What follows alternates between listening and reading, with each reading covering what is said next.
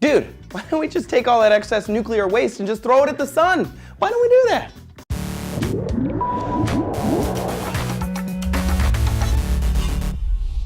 Hey Earthlings, welcome to D-News. I'm Trace.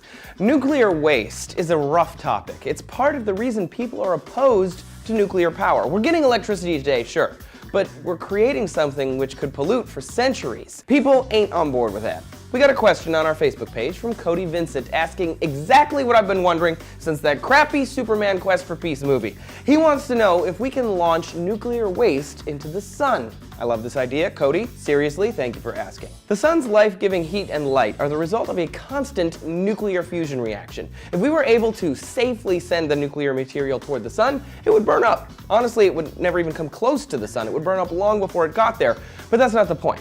Can we shoot it at the sun? Sure. Will we? No. When you picture nuclear waste, you probably think of The Simpsons and picture glowing rods or bubbling green goop.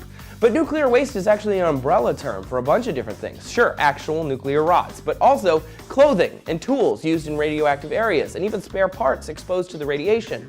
Of that, only 3% is high-level radioactive material, and that's the only bit we'd be launching. In 1999, the Space Studies Institute looked at the space disposal of high-level material. According to their assessment, by 2020, there will be over 77,000 pounds of spent nuclear fuel rods alone on Earth. Space access is expensive at thousands of dollars a pound, so it's a bit prohibitive cost-wise. Even if money were no object, space technology has only existed for a little while, and it's not perfect.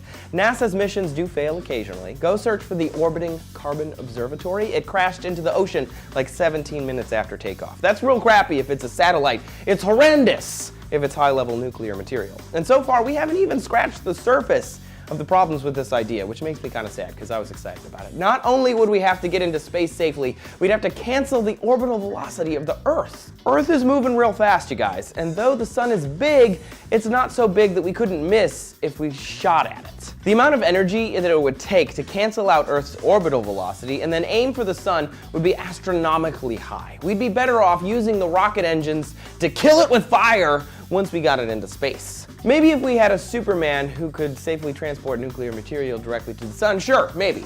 But how much do you trust a guy with underwear on the outside of his pants? How do you feel about this? Betrayed? Relieved? Explore your thoughts in the comments just down here and make sure that you subscribe for all your science therapy. We will see you next time on D-News.